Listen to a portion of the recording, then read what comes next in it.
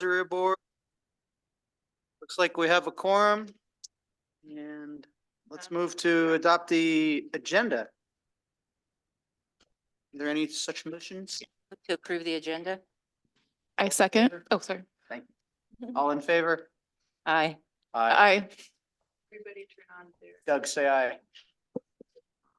Thank you. Thank you.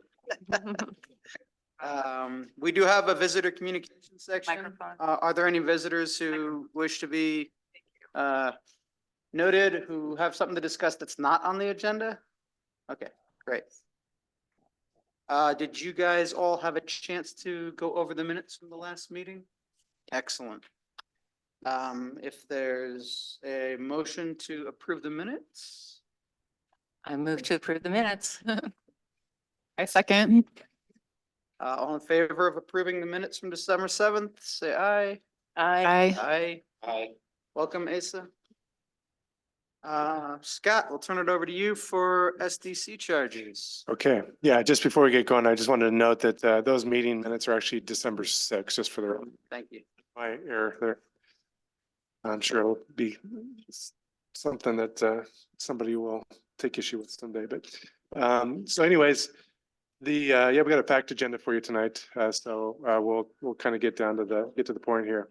The first item on the agenda is talking about Parks SDC charges, system development charges.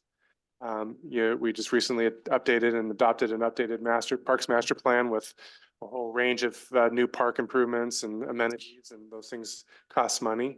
And we have a capital improvement plan in there as well that itemizes all those and comes up with some numbers that it's going to take to complete all those improvements. And so typically after a update of a master plan, we typically look at what our SDC rates are. And SDCs, again, for you, those who don't know, are charges that are charged on building permits, basically to kind of help pay for future, pay their way for growth, pay for their impacts that they create. We charge them for transportation, water, sewer, and parks. And so this is the time that we have designated to kind of analyze what our existing parks SDC rates are and what and how sufficient they are in order to be able to pay for all the things that we have approved in our Parks Master Plan. So we have brought forth to help us out a consultant who is an expert in system development charges to help us with that analysis. And he's going to give us a presentation today to kind of tell us where we are and what kind of increases we might be looking at to help pay for things, and what charges, what things are SDC eligible and what aren't, because the laws say that SDCs can only pay for increasing capacity to your system. They can't pay for, fixing old deficiencies. So it's kind of forward looking. So he'll have some comments relative to that. But before we do that, I'll just turn it over to Paul for some more comments and maybe an introduction of our consultant. Thanks, Scott. I don't have a lot to add to that other than we are, as part of this process, we're changing not only the cost amount per SDC, we're changing the methodology, and Steve will walk us through that. And when you change your methodology on how you calculate and assess. Hey, Paul, I'm sorry to interrupt, but could you bring the mic over to you? Can't hear you. Thank you. Like, who is that? That's Emmy. And that's better. Thank you. So we're required to provide a 90-day notice and hold a public hearing. We've already started that 90-day clock. And what it does is it allows interested people, mostly the building community, who would be interested in fees going up, right? To be able to engage, provide comments, feedback, and work with staff and our consultant on making sure everything is legit and, I's are dotted, T's are crossed. So with that, I'll turn it over to Steve Donovan with Donovan Enterprises. He has done SDC work for us on our transportation SDCs, on our water and sewer multiple times, and first time with parks. But he's very familiar with with all of our master plans and the current Parks Master Plan as well. So Steve, are you there? Yep, yeah, I am. Can I share my screen? Let's see here. Let me get my, can you see me on your screen right now? No. How about that? Okay. Do you have in your packets a PowerPoint presentation? Yes. Okay. What I'm gonna do is if I'm allowed, I'll share my screen and I'll run the PowerPoint from here if that's okay with everybody. That's great.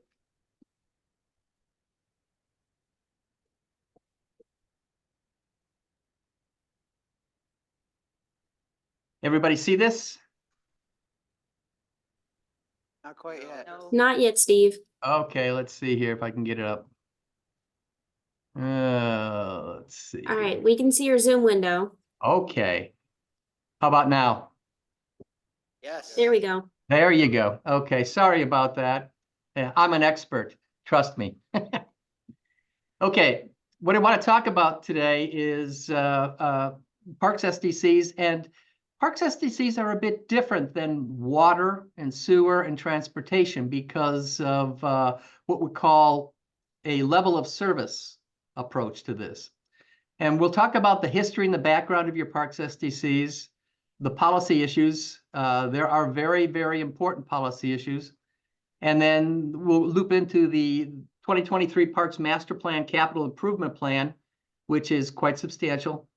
And then the specifics of the details. And then we'll do a forecast of what we're proposing relative to what other communities are charging in other neighborhoods in Central Oregon. So first and foremost, let's talk about the history. The city has been charging SDCs for a long time, and the last methodology update was done in 2011, and that was updated against the 2016 Parks Master Plan update. And just to give you a sense of scale, back in 2016, the estimated population was 2,315 people. And the total master plan capital improvement plan was just $2 million. Now we're going to zoom forward here to 2024. And as Scott had pointed out, you have completed a new Parks Master Plan. It was adopted by the council in April, the spring of 23.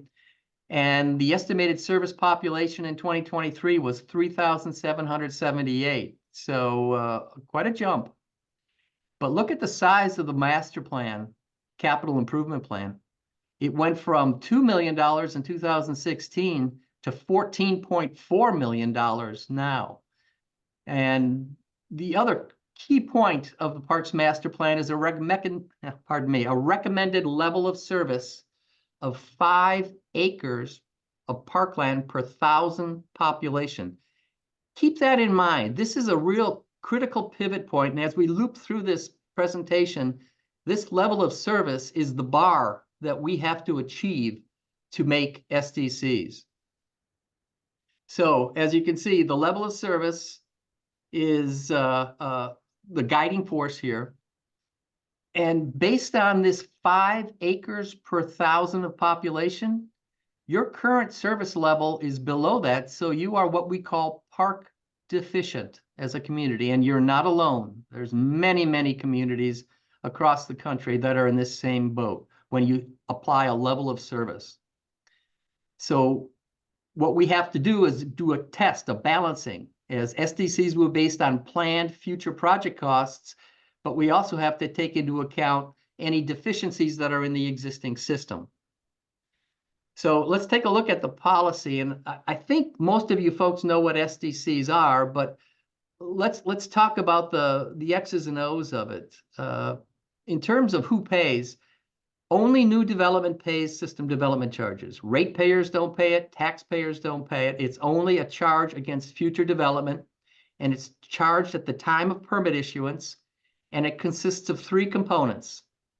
A reimbursement fee, which is a fee that we would charge developers to buy into existing built capacity.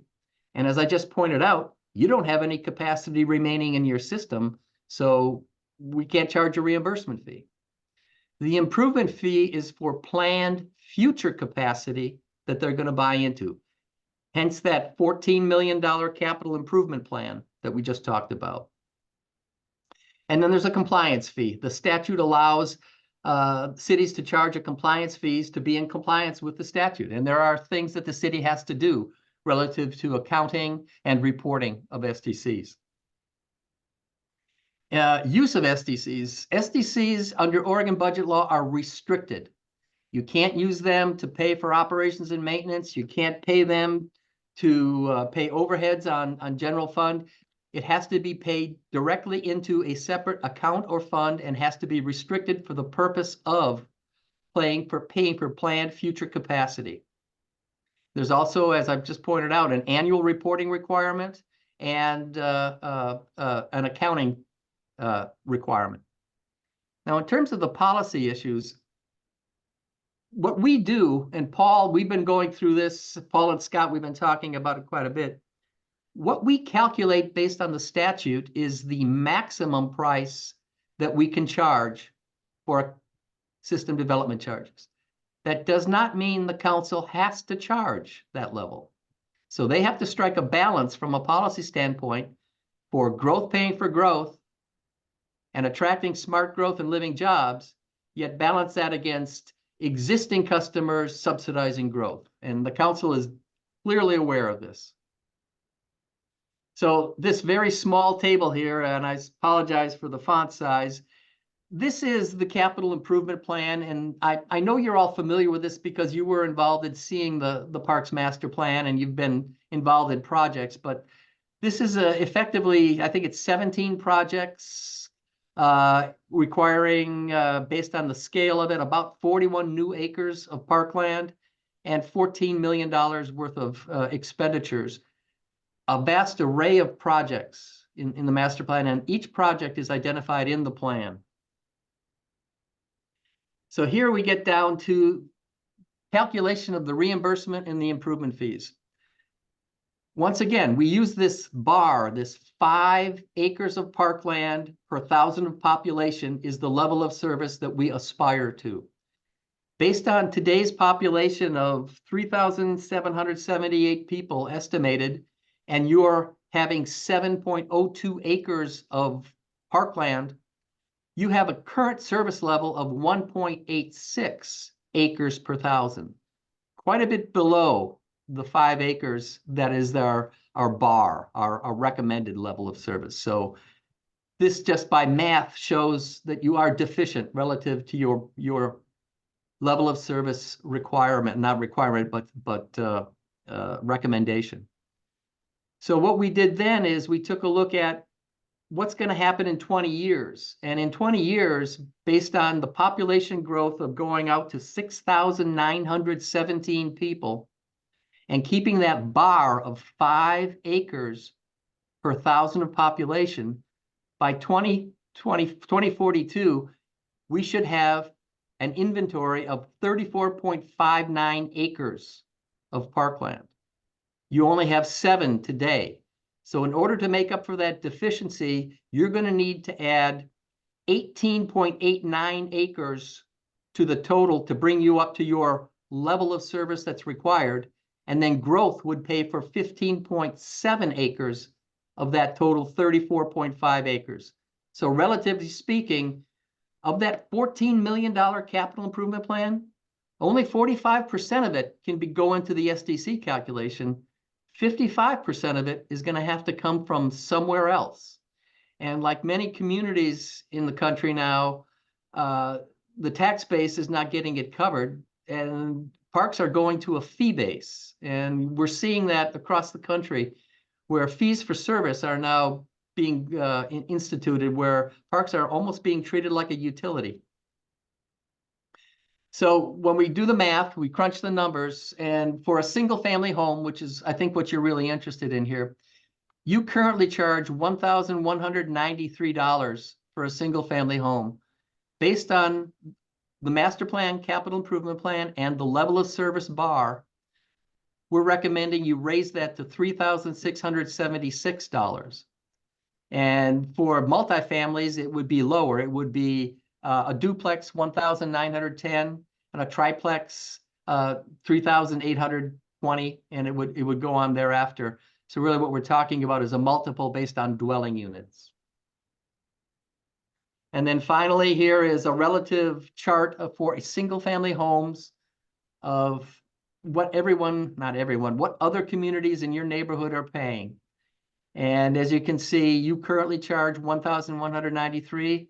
Even with a recommended increase to 3,676, you would be at the lower end of the pack relative to Bend, Redmond, Prineville, and the other communities. Lapine doesn't charge anything, so think of that too. So that's all I had from a presentation. I'd be glad to answer any questions that you've got now. I have a question.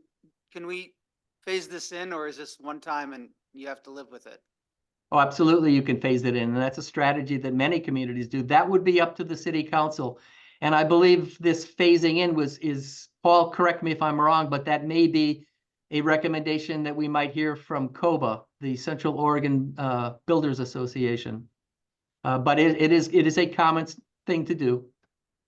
So you build in like, what, 10% a year or something, and, or 20% a year until you get to your goal or something? Is that how it works? We never have. I know, but, So we go typically July 1. okay, Give everybody a heads up so they can get their building permits in yeah, ahead of time if they need to. But the farther you push it out, the less STC revenue. I get you, I get you. And when growth needs to pay for growth, you're losing that balance. Yeah. How many acres does Sisters have right now, just in general?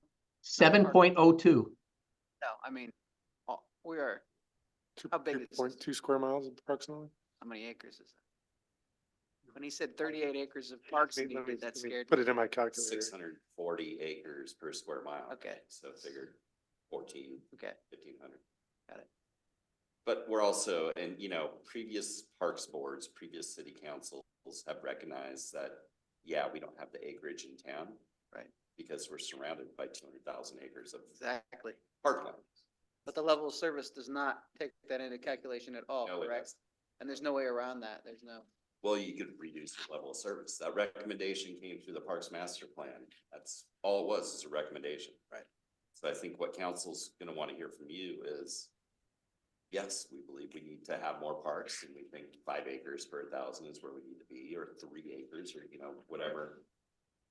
And get that recommendation. the last time. Ms. you did- Gary, I'm sorry, go ahead. In terms of the SDCs, 5 was a number we put in to bring us to the minimum level that is recommended by some of the national organizations.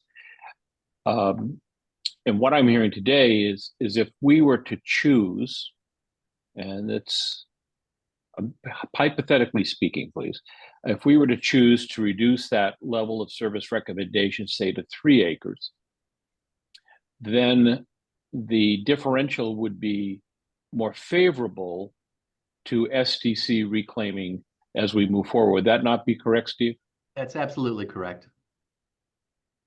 And so as we think about recommendations to the city council, or as you think about, because I'll be not recommending, I'll be listening, to the city council, it may be that we might want to re-examine that level of service number in order to be more efficient in the collecting of SDCs to pay for these improvements, because the improvements that are going to need to happen, if they're not covered with SDC fees, will be coming out of the general fund budget or through grants and other things. And that's a lot harder nut to crack when we're competing with the other things that are occurring in town. So just keep that in mind. I've worked with SDCs when I was with Willamette Lane, and very comfortable with what we're doing. Our number is significantly lower than our sister areas. So council will decide if they want to phase it in or if they want to do the whole amount. But my recommendation, based on my experience with SDCs, is you set the number and that's what you go with. That a phase in doesn't really do you any good, other than encouraging more building, which is not a bad thing, except right now we don't have a lot of places to encourage that building to happen. So So I'll be quiet and let you go back to what you're doing.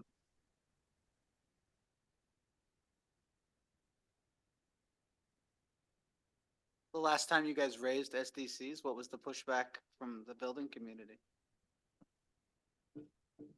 Basically, what we're gonna hear now, phase it in, give us 6 months, that type of. But I mean, COBA represents the building community, so they're gonna lobby for them, right? Right. So they don't like fee increases. I think they've also raised the idea of factoring in like school-owned land and private parks into the calculations, which is something that we have not For the LOS? for the level of service, yeah, to factor in those. But we've typically those types of parks are not factored into your level of service typically, because you don't always have access to them and can't guarantee that. I think it's important to remember that, to come up to our current level of service, Steve said we need 25 additional acres. That seems like a lot. We got 18 acres out of the Lazy Z that once we develop that isn't gonna take a lot of money. That gets us a long way there. And we didn't count the over 7 acres at Creekside Campground. So we're not gonna be that far off.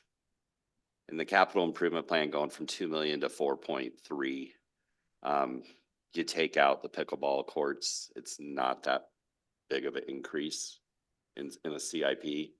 Once you take out the 10.3 million for the Northwest Playground. Right, that's the big. That's a big one. ticket item. That's the big one. Yeah.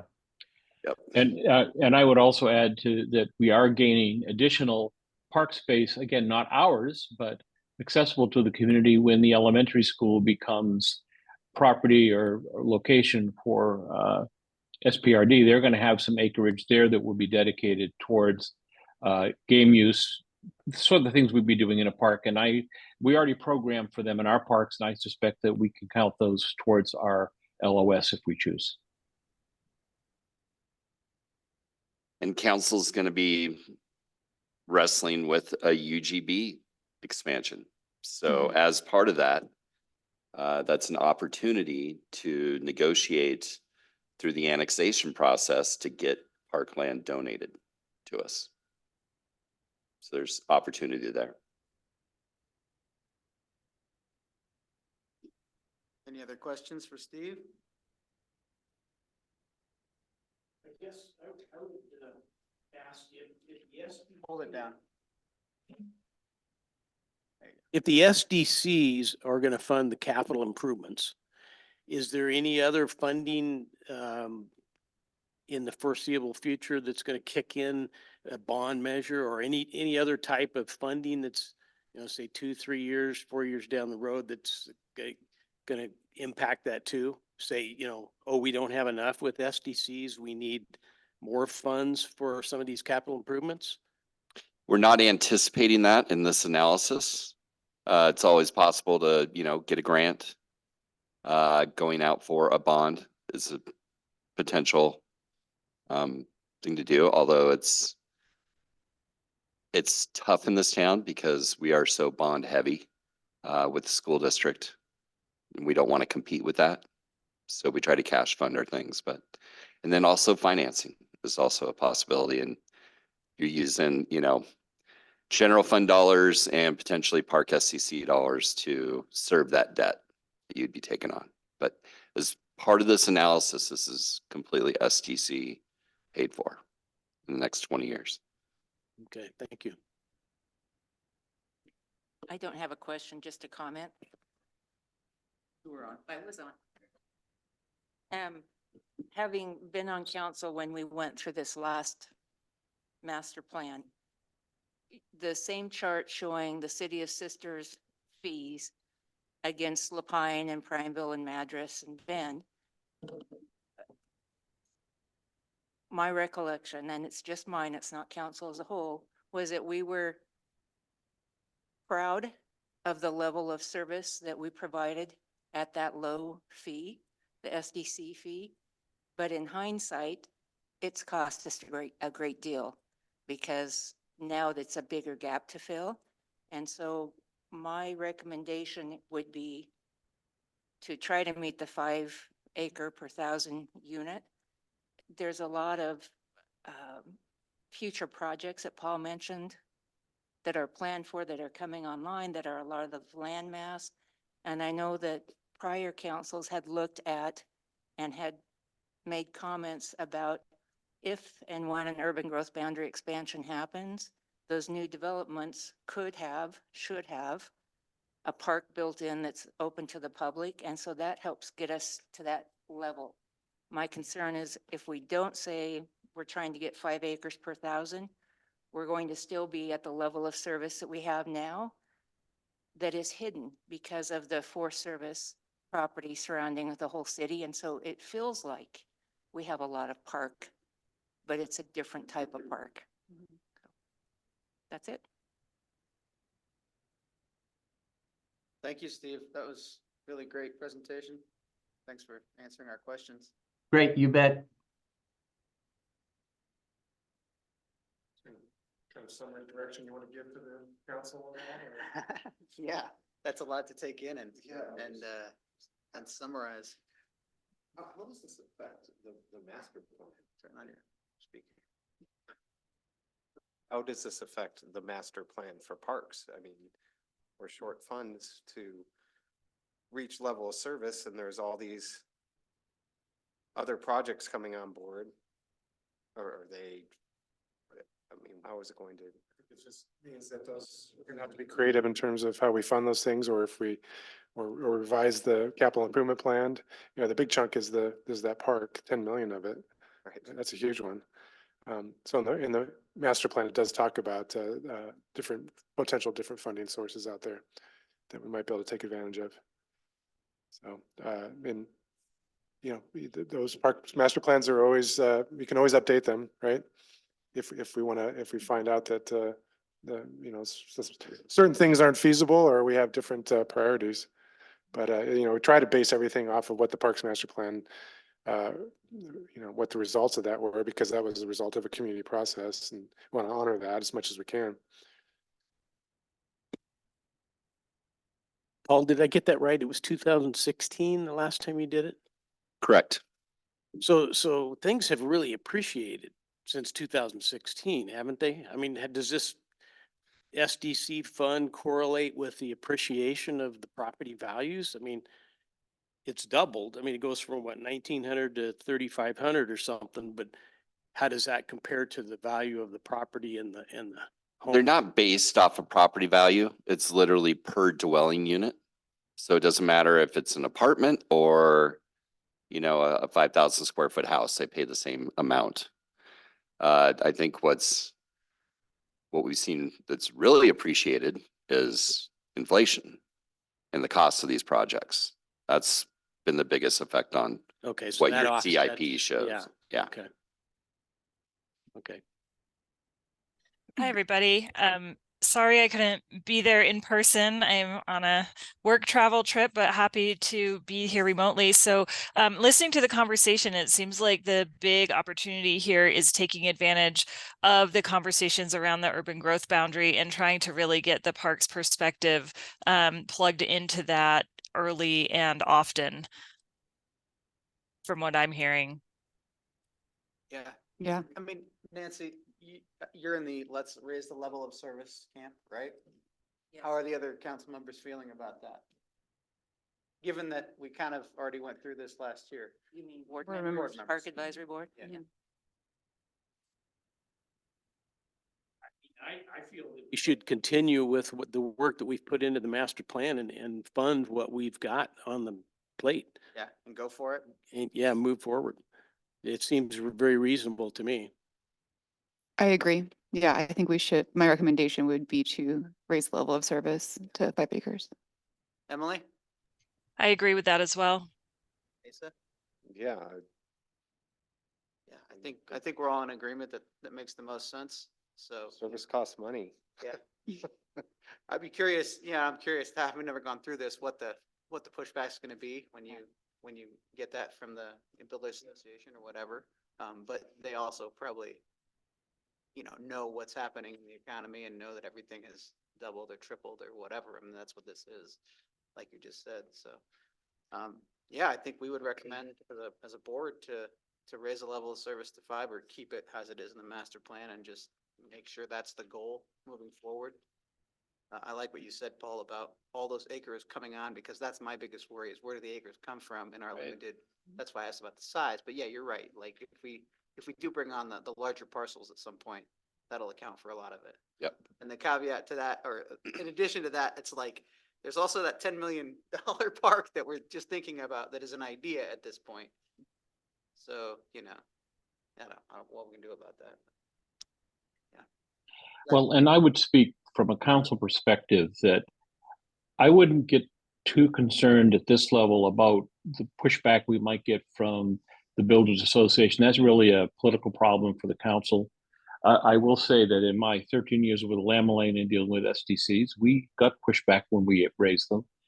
And we've already, in looking at some of our other SDCs, I've heard from COBA about their opinion on them. So it's part of the process. And I think you should forward what you think is the best recommendation and then let council decide how best to handle that. That's probably the way to do it. I like that. It's not our problem, it's your problem. It's mine. I appreciate that. Our job is to care about the parks, and I think we're doing that, right? That's our job, right? And we've told you that, yeah, that matters, and let's bring up the level of service where it's only slightly deficient, and we can move forward from there. Well, I did wish I asked him a question, because it talked about single unit houses. What about like apartment complexes? Yeah, that's on there. But like affordable housing is really what I was getting at, since that seems to be a big issue in Sisters as well. And I guess it doesn't. So that's a good question, Asa. So how the city handles or has been handling those kinds of requests in the past is not to waive or reduce SDCs for affordable housing projects, but we have an affordable housing grant fund that's funded by a portion of our transient room tax, and affordable housing developers can apply for that, and they often use that to help pay for their SDCs. Okay, Nice. great. Yeah, that was- Is that a good answer? I mean, do you need something else from? Yeah, Board? no, anything else? I think it's clear consensus on the Great. 5 acres. And And I feel any like- opinions on the rates at all? Like, I mean, they are what they are. They are what they are, right? Yeah, I asked the question about phasing in just to be nice to the builders, but now I don't care. Yeah. Cause I just built the house, but yeah. All right, Scott, you want to move on to the next agenda item? Sure, yeah. So this is a proposal from the Sisters Community Garden to request use of city park space to relocate the community garden facility that currently exists out at the airport on a piece of land private piece of land that they have used for quite a while, that they have just recently got notice that they have to vacate. They do have one more growing season, but that's spring of 2025, I think, is what they're looking for a new spot. So they're starting early so that they can do some of this planning, and the parcel that they've sort of honed in on is the Sun Ranch Park parcel.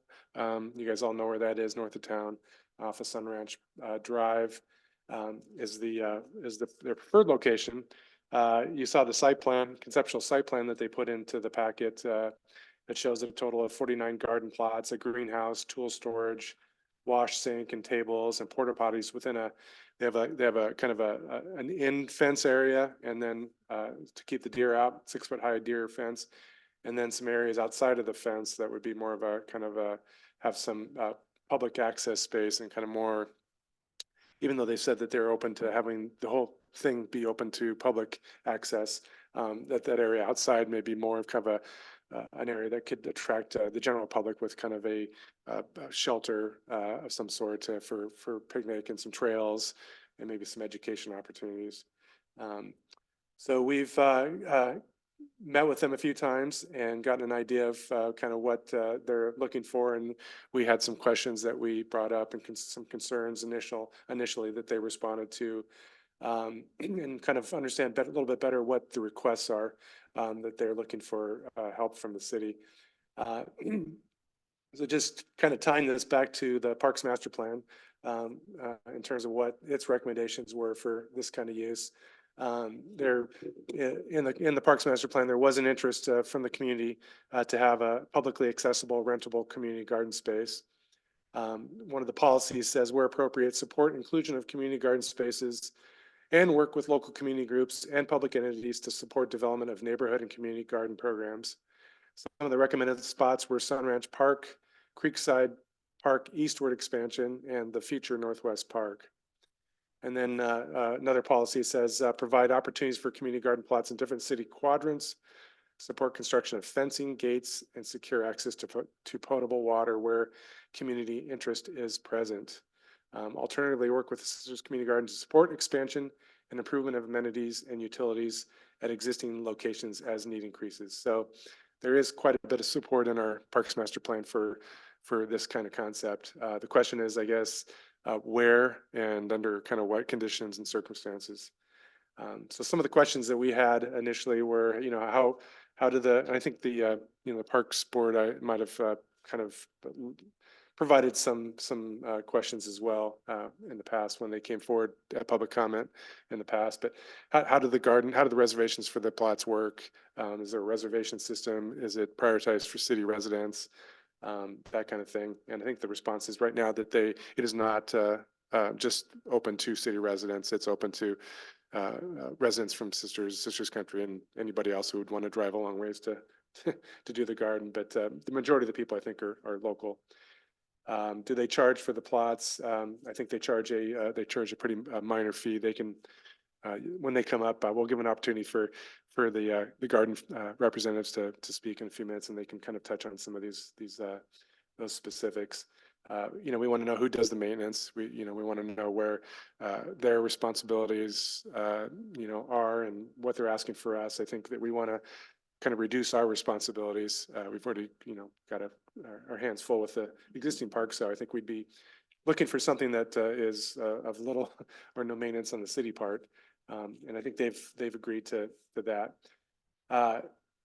So there were some questions about, you know, how does it work when a nonprofit is requesting use of a public facility? So we did some research with some other communities to kind of see how that does work, and there are some examples and some templates for how that could work here too. Talked about liability and the need for potentially for insurance to protect the city. And then we brought up a concern early on about the garden being located near the city's well. Just to the south of that is our well 4 building, 3. That's close. Need to come up with more descriptive names of these things, I think.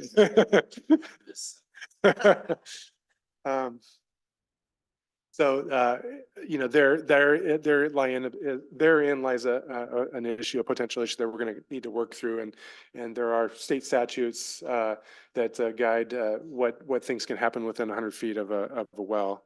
The Oregon Department of Water Resources, I think, is what the body that regulates us.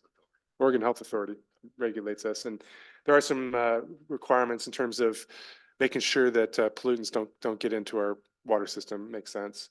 Specifically chemicals, and it says including solvents, pesticides, and fertilizers within 100 feet. And so we've been, I think that's an issue that we're going to have to continue to work through with these guys. It could potentially be a major issue, and it's not something we want to mess around with our water supply. But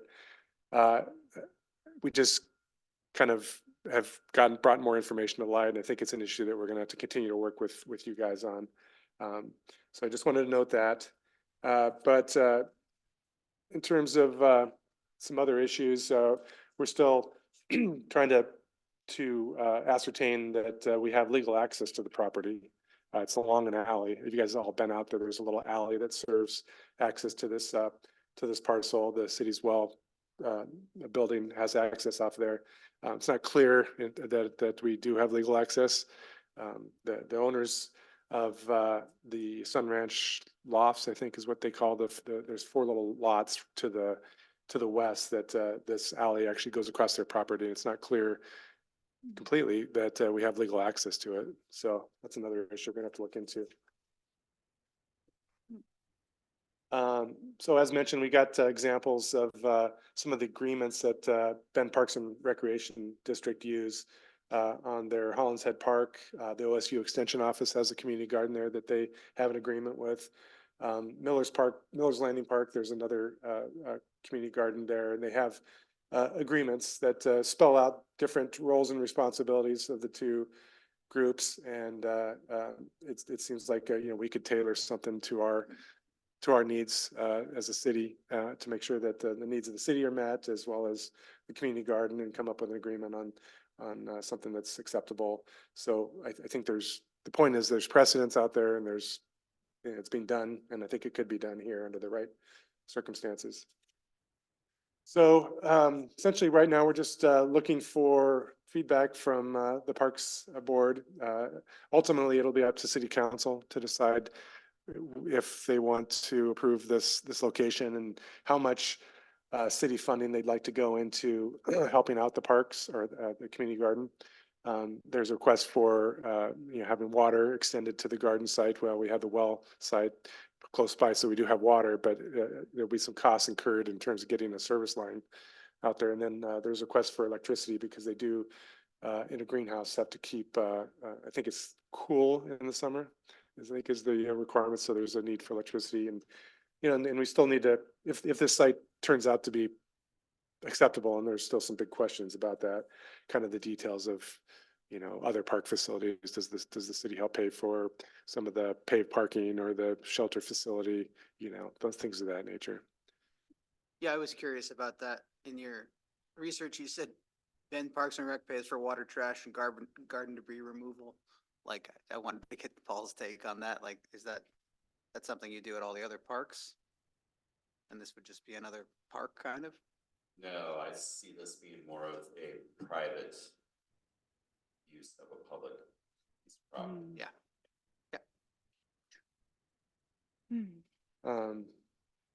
Did you have anything to add to that, Paul?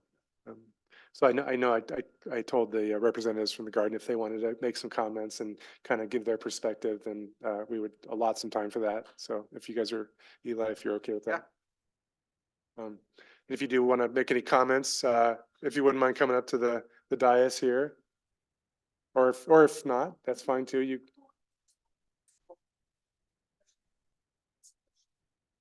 Oh, I have questions. Yeah, we got questions. Go on up there, we'll ask some questions. Head on up there, Willa.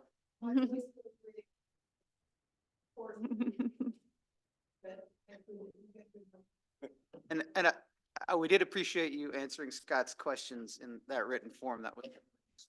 Yeah, well, good, well, good. Emily, did you wanna- Yeah. Emily, yeah. yeah. Hi. Hi, Mimi Schaefer. I'm the president of the garden. Nancy is vice president and a greenhouse manager. Nancy, you want to stand up? And Janie Boyle, she's our garden manager, and Nancy's for greenhouse and vice president as well. So I may call on them to answer some of your questions. Absolutely. And thank you for being here tonight. And so I'm Emily Curtis. I'm the vice chair of the board. And I first of all want to start out saying that I am in support of a community garden space in Sisters. I do have some like maybe just ideological concerns about private use of public land. And then also just kind of the considerations of the nearby residents. And so I just have so I was wondering about the porta potty location.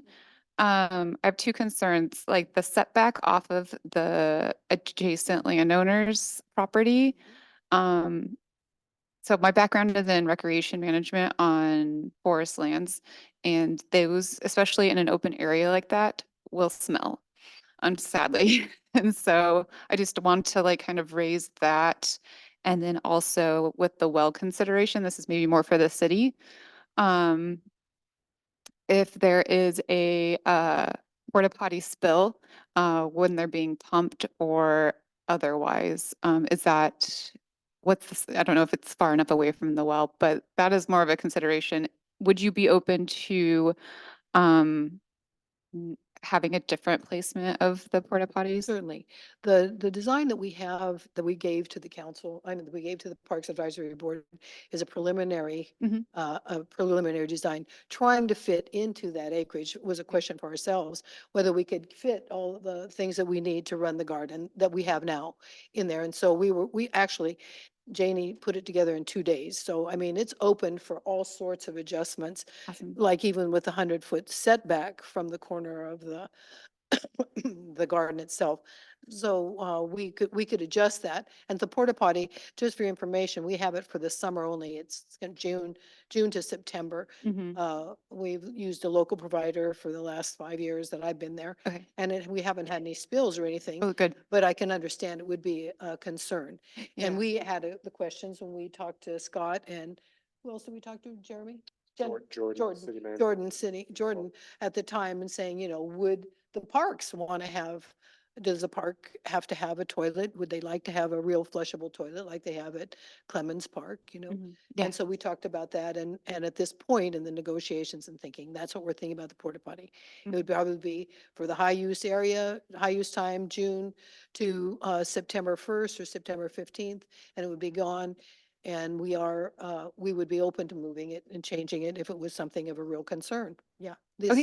this is the design that we have now is definitely our first go around at it, just to see for ourselves whether we could fit it into that space, Yeah. which is a tricky deal as it is, so. Yeah, and that makes a lot of sense. And yeah, I guess I would just want to see what mitigations put in place Yeah, for that. and we would too. Yeah, We would too, yeah. I mean, because you're growing We are things. organic, we're Yeah. organic. So yeah, that's it. Yeah. And what was your other question about the setback? Oh, Are we all consi- yeah, what is, I know it sounds like this is a preliminary plan. I would just also want to make sure that consideration to the adjacent landowners was in place of having, having that porta potty or any porta potty set back from their property. I just, knowing I wouldn't really want a porta potty outside of, right off of my backyard as I was trying to enjoy it.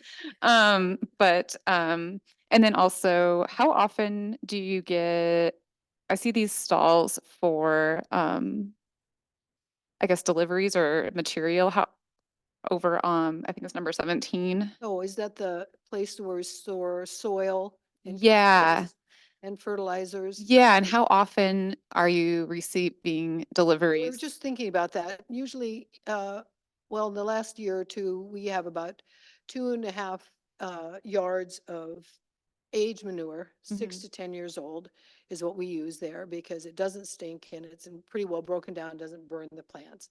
So we have about, it's 2.5 yards, about 4 or 5 times a year. Mhm. And then the other is just compost that we get from Nancy's got it. Oh.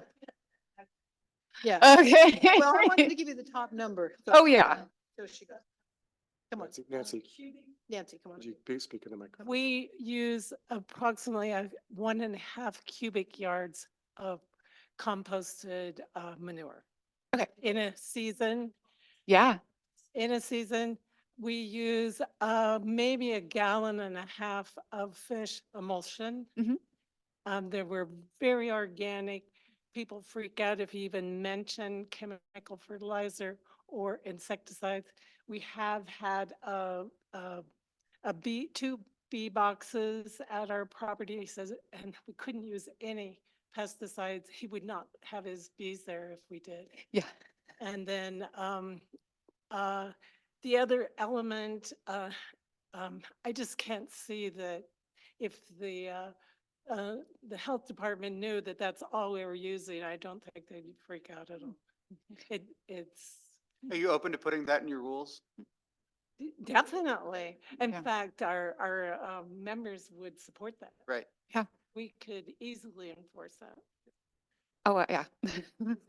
Oh, and regarding the porta potty, I've been at the garden since 2013. We didn't have a porta potty for most of the years I've been at the garden. Okay. Yeah. It's a recent thing that we started mainly for Lunch in the Garden fundraiser.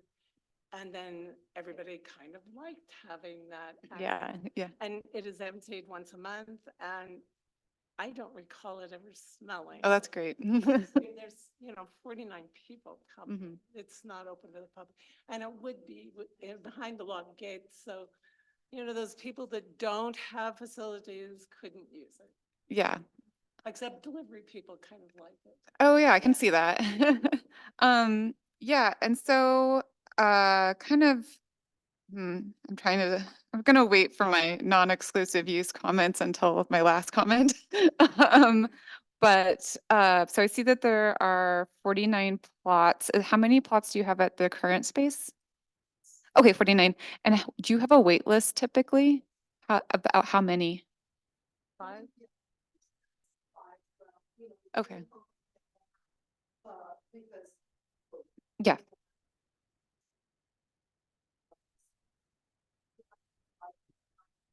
Last year we had about 8, and most people usually come on because they have to wait for a flight. But they usually come out volunteering for board parties and stuff like that. They even know the gardens. Well, we don't stand, we could be twinsy. But yeah, that's how it normally works. We have 5 almost all the time. Okay, so it's not, so there is a wait list, but it's not like extremely long. No, it's Yeah. not extremely long, Mhm. there's, yeah, Okay, we have about 20% newcomers every year because we Mhm. move. Yeah. and so, great. And so I think this isn't really a question for you, it's just a comment to consider is that, having been, in management of public lands, and I know that there's precedents for this in other areas, I do just generally have concerns about making, public land and space and resources available only to some. So it would be my personal recommendation to not have a locked fence. Although I do support having locked like storage areas, so that, people wouldn't steal your material. And yeah, and then I'm guessing if this was not for public use, if the city did do a locked gate or locked access to the plots, would that be removed from even though it's a small, like half-acre amount, would that be removed from our level of service number? Big point. Mm-hmm. We talked this over. Some members wanted the gate locked at all times, but I think that what would be the best would be to have a gate that locked at nightfall and open in the morning. Okay. Because we really Mhm. want the community into our Yeah. garden. We want them to come and have lunch there. We want them to see what you can grow in Sisters. And in the outside of the gate area, we want to have a pollinator pathway. We want to have, Mhm. water is such an issue here. We want to teach people Yeah. what you can grow with the minimum water. Great. And deer proof. Yes. And maybe, and this is like also a professional plug, and maybe fire resistant plants. Well, that just fits right in there. Yeah, absolutely. Yeah. Well, and also too, if you'll see on the pathway, next to the pathway, it's not really marked, but there's a lot of place for fire resistance Yeah. and growing in this country that we hope that we can make use of that. And that would be the very public area. And they would be able to see demonstrations there. And Yeah. there's a lot of land that you can see in the design along the Yeah. pathway for totally public Yeah. education. And, if you want to have a Firewise garden, then we could do that too. Yeah. But, we have been gardening there since 2012. And we have a lot of experience with that. We had a berm outside the area. Mm-hmm. So, yeah, we're all for that. Great. Thank you, Mimi. And thank you for listening to me and answering my questions. Sure. Oh, fine. Yeah. Any others? Any other members have questions for them? I just had a question about your budget. You have an operating budget. You have the $35 and such that what do you primarily spend that on? Well, we have a lot, we have been saving money, with our fundraisers. This year, we use it for replacing the wood around the around the perimeter of everybody's plots, Yeah. trying to keep it bug-free, so it, as it degrades, we've tried to replace it. We use it for, well, the amendments, the soil amendments that we have. We use the budget for, events, whether we have luncheon in the garden. And so we use some of the money to prepare that. So we have a community event. And annually, we've had, Nancy has something she wants to say, I can hear her. And, briefly. and annually, And- except for this year, we were kind of put off base by being told we had to move. For the last 6 years, I believe we've had public events to raise, we've taken out of our fund to pay for a musician or a music group to come. And we raise money for Habitat, the food bank, and some veterans programs.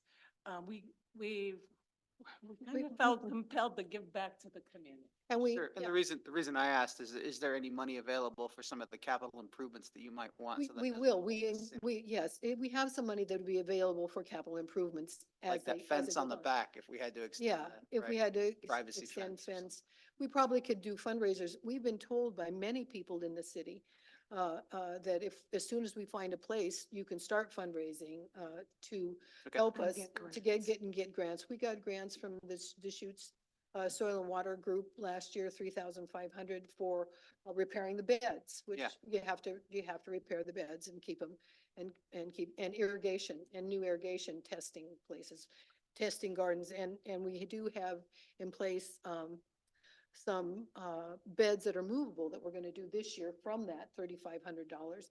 We're going to experiment with to see which would be easiest movable and what would be more sustainable. And also drip irrigation. We Drip really irrigation. want to get have our gardeners be even more efficient with irrigation. Right, right.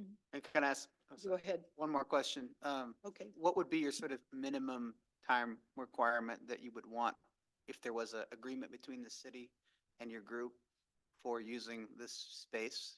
You mentioned a long-term, 25 to 50, Oh, yeah. 25 years. We hope, you know. What would be realistic? Just, I want to know. Whatever you would decide would be realistic, like in, Holland's Head, it's $1 a year and the lease is available to be. Yeah, they renew it every Every year, year. don't they? Yeah, yeah, That seems a little, I mean. short term. Yeah, if I were you, I would want. Well, the problem with a garden and having a not a permanent place or a long-term lease is that the soil takes a while to build up. People are talking already now that could they, is this not on? You're fine. Okay, so, the people are already talking about, how am I gonna move my soil? I build my soil up for the last 12 years, and what am I gonna do with it? You know, how are we gonna move it? Because the soil here, it takes a while to build up. And it isn't just one load. What is it? Seed to Table does something like 2,500 or 25,000, I don't know, a huge amount of manure every year for their greenhouses. So it's the building up of the soil. So what, we'd like to hope you'd be generous and give us at least 12 years, 10 years. Okay. 25 is what we'd like. I saw that. I saw It's 25 that we'd like because of that, pretty much because of that. And it is onerous to move the whole garden. Sure, sure. And we've been so fortunate to have it under such great circumstances. Well, thank you, Mimi, for coming up and answering the questions. I Sure, think it sure. Definitely helped. Tom, did you have a question or comment? Did you want to talk? I'm just here to support the garden. Tom's been our president in the past. Support,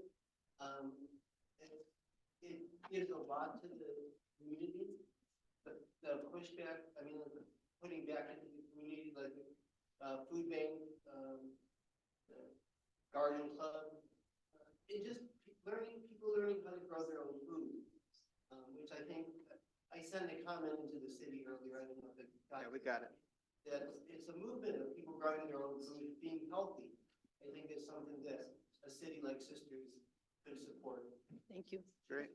Thanks, Tom. Well, I think you definitely have the support of many of the members, and I think you're working with the city to, Yeah. make we- sure that all those questions get answered, so. Certainly. You know, we noticed in some of the agreements with Bend that they charge a tax that goes back to the city, $3 per member, you know, that they charge a tax for using the land. So if, you know, there's lots of different ways that we could work together for this if we had the land. And there's a lot of community support at large.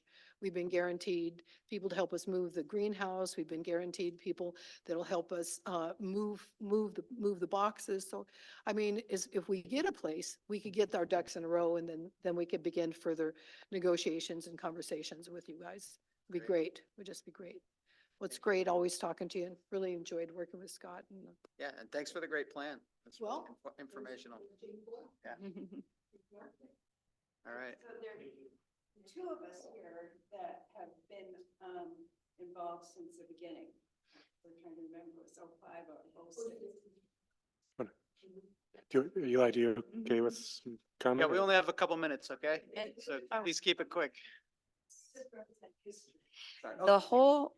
I have some have no questions, I just have comments. Yeah, after they're done. Yeah, for sure. The whole point for starting the community garden when we did was the outgrowth of the development of a vision statement for the city. And it, in fact, I don't know if that one's still around here in City Hall or not, but it was broken into kind of parts. And one of the parts was that all about building community. And that was the whole point of the garden. It wasn't so that we could teach people how to garden. It was to build community. And so from the very, very beginning, it was wanting to include as many people as possible, to not have it turn into a private garden club, to not do any of those kinds of things. And the garden is available for people to walk through in daylight hours, as I understand. I mean, that's what it used to be. Yeah, and the whole point was to encourage people to come. And when I think back to all of the various and sundry activities in the last, almost 20 years that have taken place, both at the old garden where it started and in the new space, we've done a lot for the community beyond the 49 people that grow their gardens there. And I think for sisters particularly, it's an extremely important thing to have as a benefit for a whole lot of reasons and a lot of work. Yeah, a lot of work has gone into that garden. I can tell you that. Excellent. Well, So, thank you for the thank you. history. That's very useful. Thank Do you. any members of the board have some comments on the community garden they want to share? Nancy? Sure. Hey, how'd you know? Well, as Gary, our city council rep, made the comment, they get to deal with the big issues and the problems and the comments from the community. And as we learned earlier today, the park system development charges are very small right now. And so the work that the garden people are asking for, I'm assuming would come from park SDCs.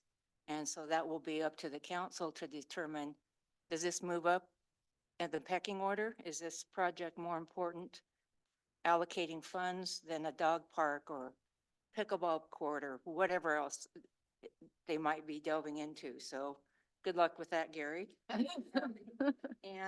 my Thanks, Nancy. my biggest concern is that because residents who already live here have paid the park SDCs, which would be used, I'm assuming, unless you go to general fund, to pay for the improvements that you might ask for, and you might get the water line going in, the electrical line, the blowing out of the irrigation and garbage, I think was also on your list. That priority would be given to city residents because they've already paid the SDCs to acquire that park. You said Right. membership in the group would be? Yes, that the plots being given out should go to city residents first with a hard deadline or cutoff. It will be open to the general public regardless of where you live after this date. But priority should be given to city residents because Yeah. they've paid the SDCs That to does get make the sense. park to make it go forward. Okay? So that would be the recommendation that I would throw into the notes to go to city council. And then the rest is a capacity for the park employees. I don't know if Paul has the bandwidth to have employees go in and pick up garbage and weed maintenance, whatever else that might be part of the contract. And so that's a careful consideration also. That's it, but I do support the garden. I think it's a a good amenity for the community. It's a nice community builder. It's a teachable moment, and it carries through with the Pollinator Park idea Yeah. from years ago. Yeah. Those are my comments to pass up to council. Thank you. Thanks, Nancy. Really appreciate your comments on that. And we would have to consider all the recommendations from the city council on what they would like. I mean, we're not opposed to changing our membership or it may, our requirements and stuff like I had mentioned to Scott earlier.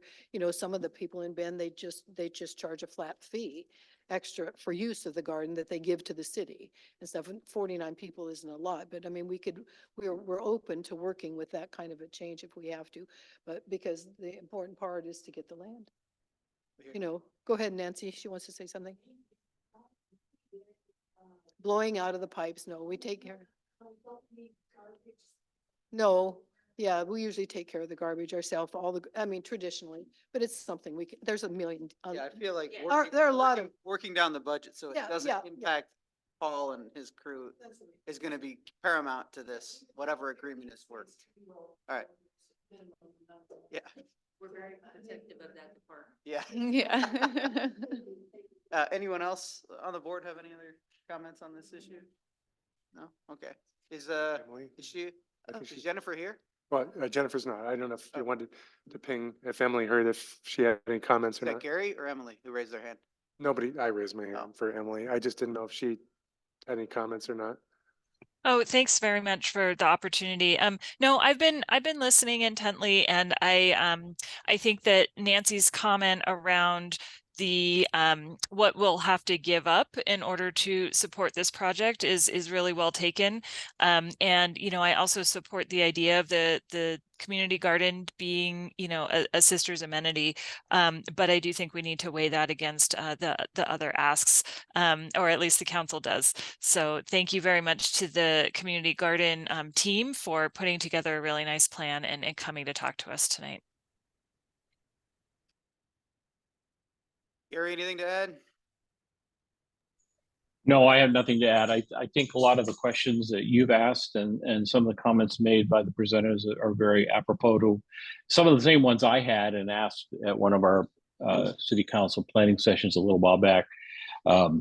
Look forward to seeing what's brought forward, and that's when the hard questions will start to happen. I think that I really appreciate what Nancy Conley had to say, and that is that we do have to keep in mind that we're looking at city resources and utilizing city resources that have been collected from taxpayers in the city.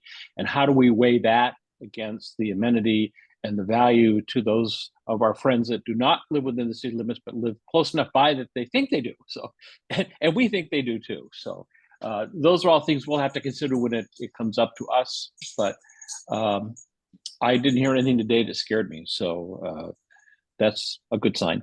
But I'm just one of 5.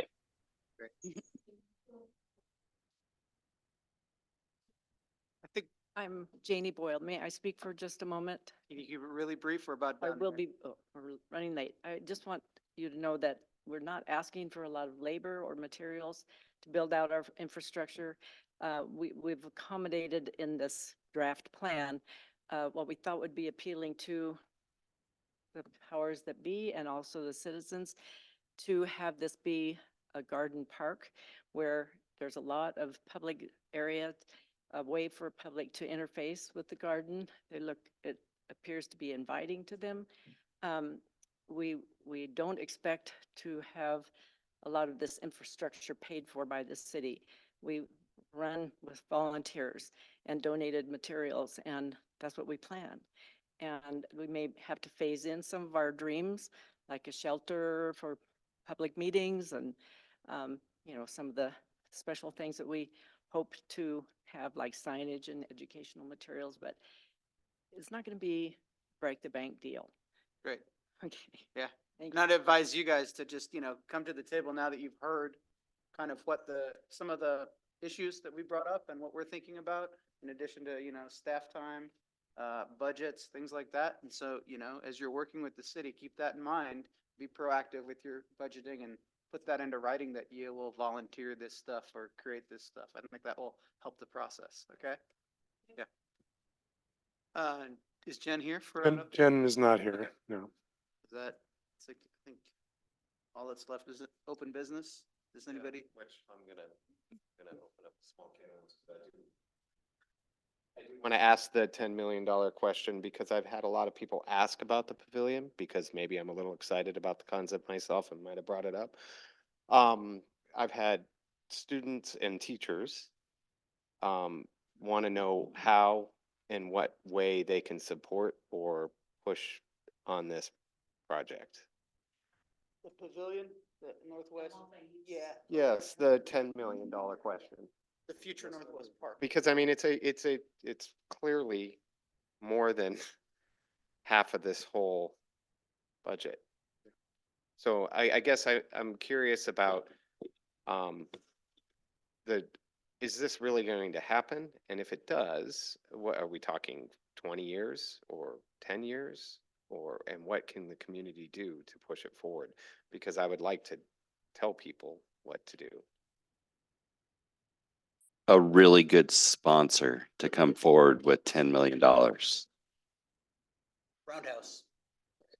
So it is in the draft goals for city council to push the original concept to more of a master plan of the site.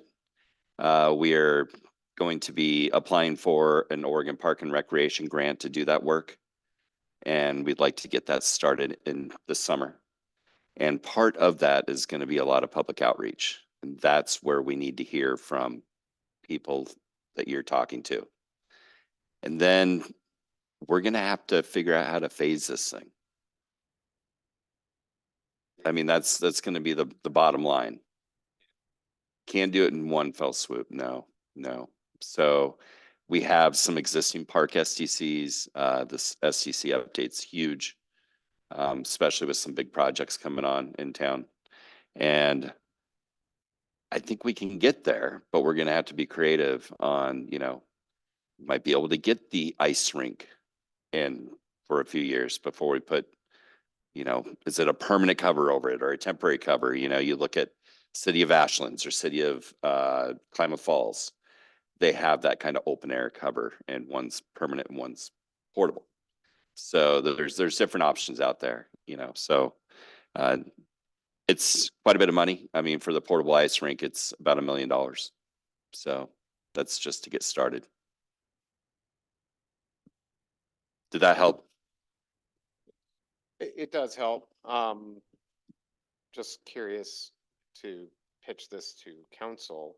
Has any research been done on, say, what Bend Parks and Rec brings in from their facility? Because $1 million a year.